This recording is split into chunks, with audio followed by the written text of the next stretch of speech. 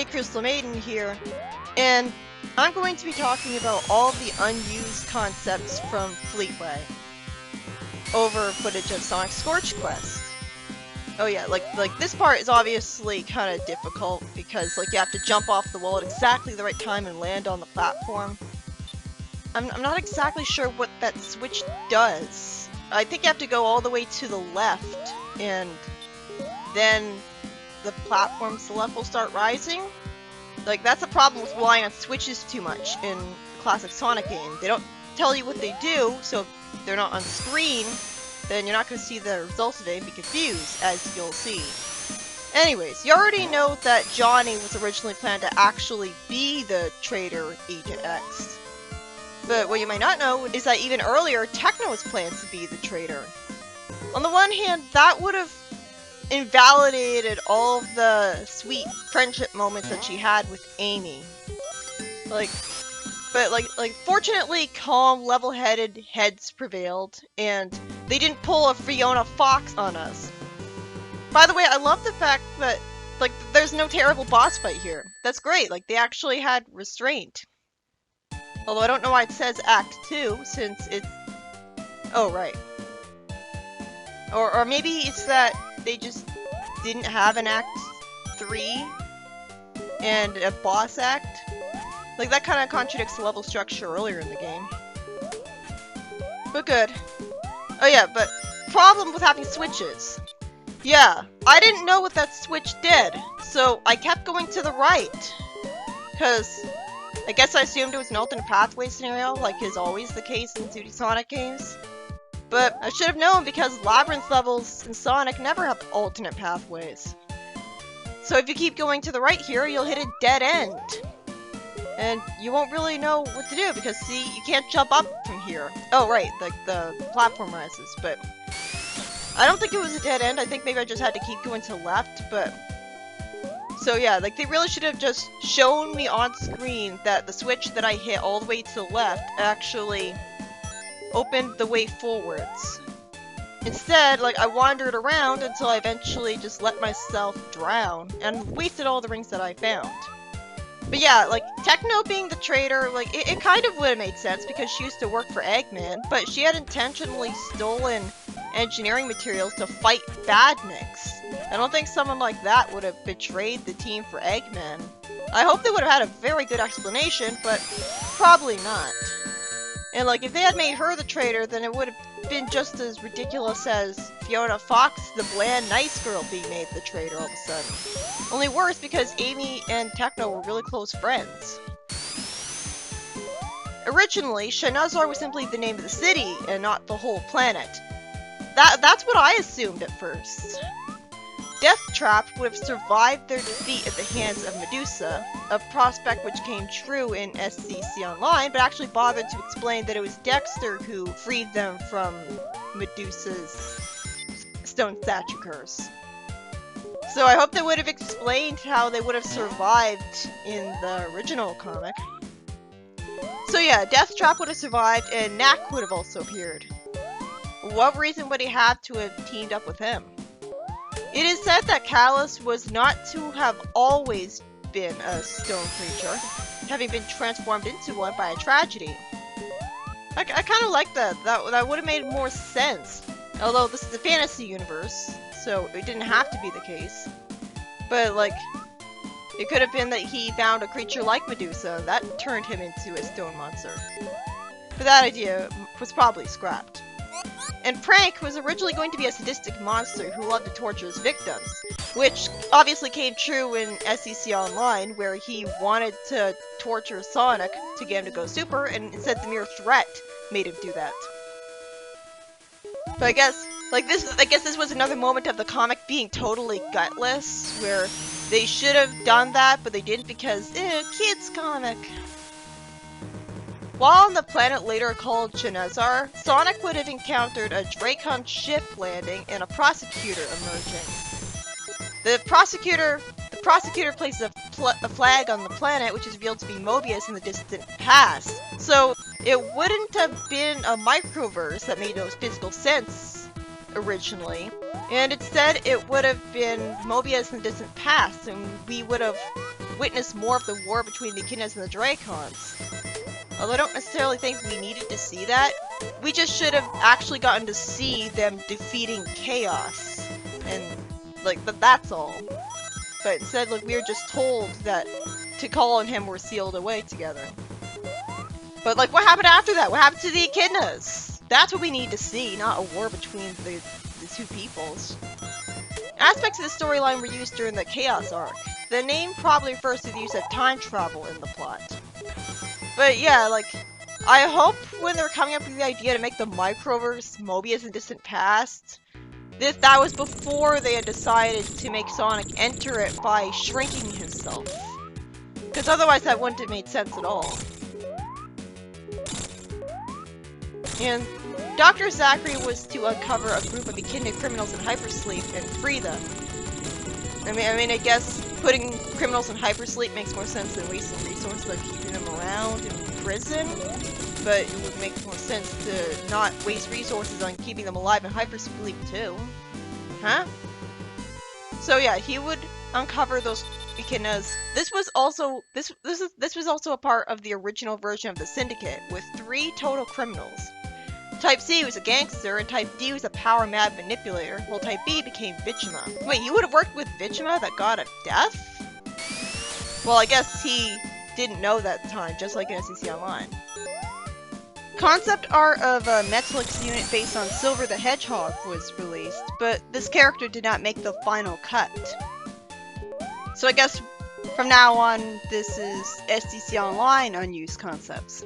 It makes sense that they didn't use that because a robot with telekinesis would have been way overpowered.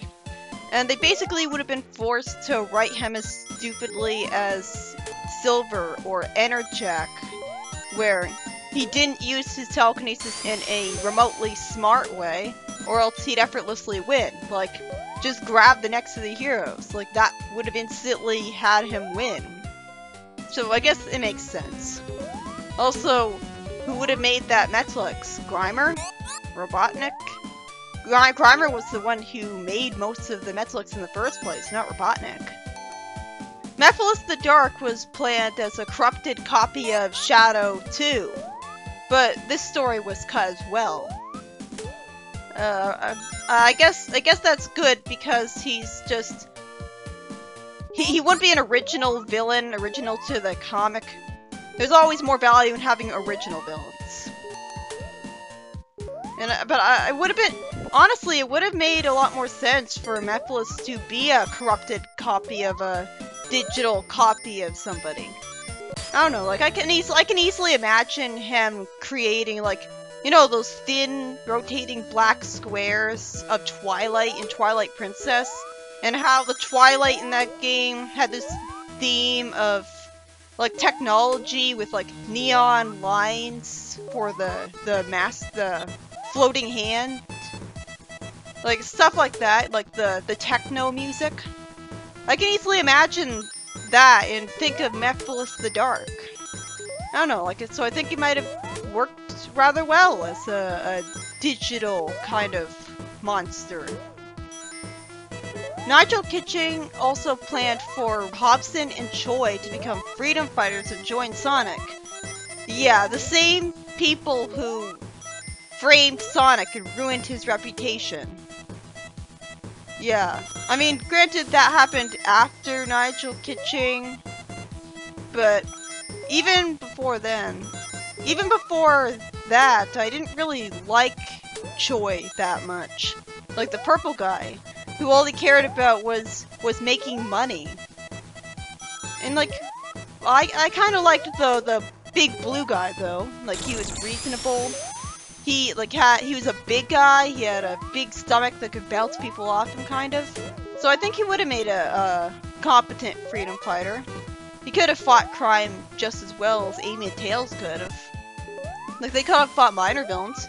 But I wouldn't have wanted Choi around, because I don't like that purple guy.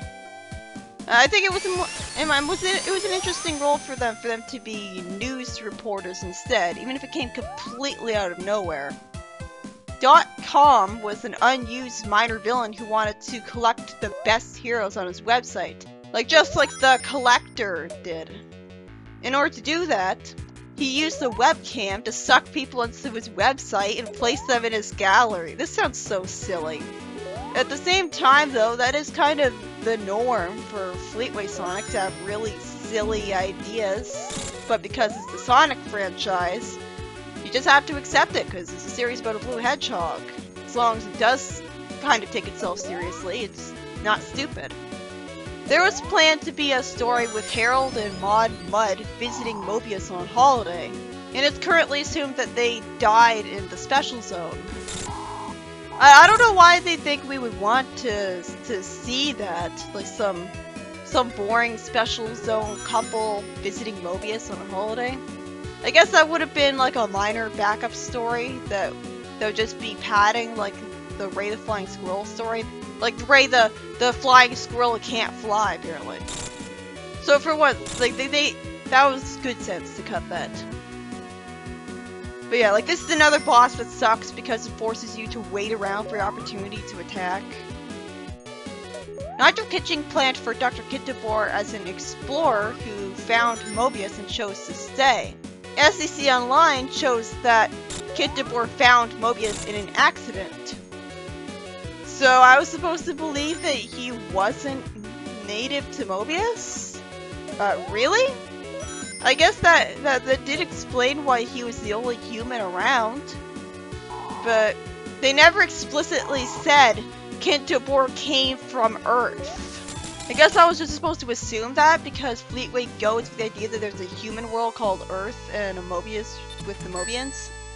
But we always had Robotnik on Mobius. They never explicitly said Kittabor came from Earth. And what kind of an accident would transport you to a completely different planet? Originally, Blaze the cat was to be a pyromaniac.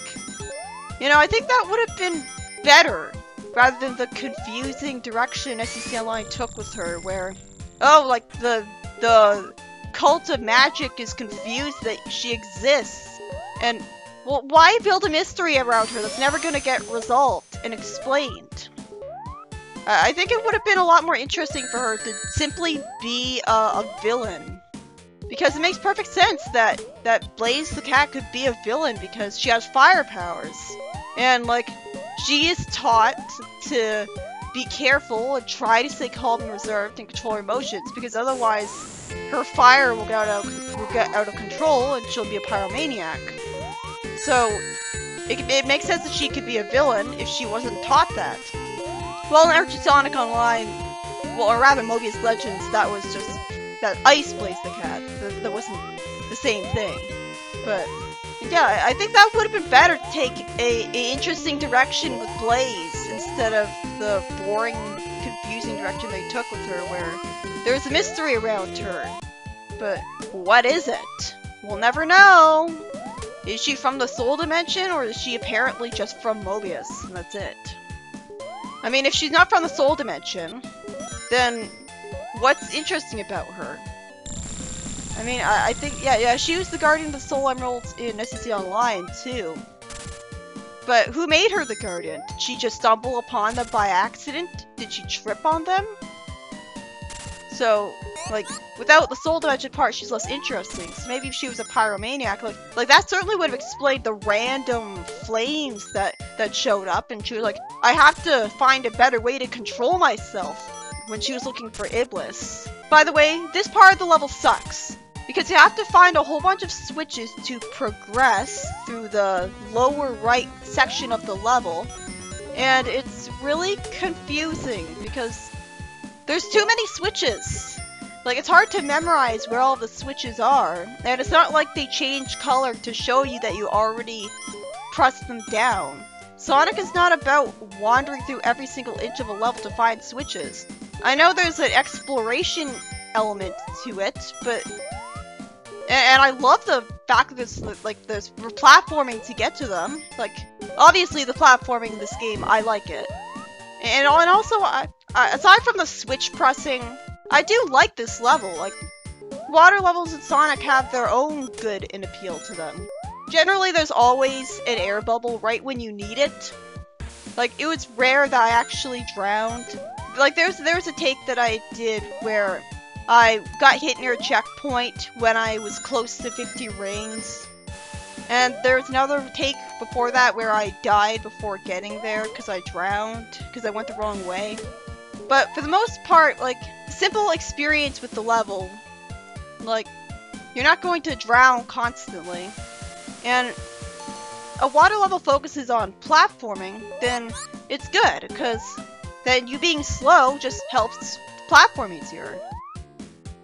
And I like the music too, like, the Sonic 4 Lost Labyrinth music works really well with the Genesis instruments.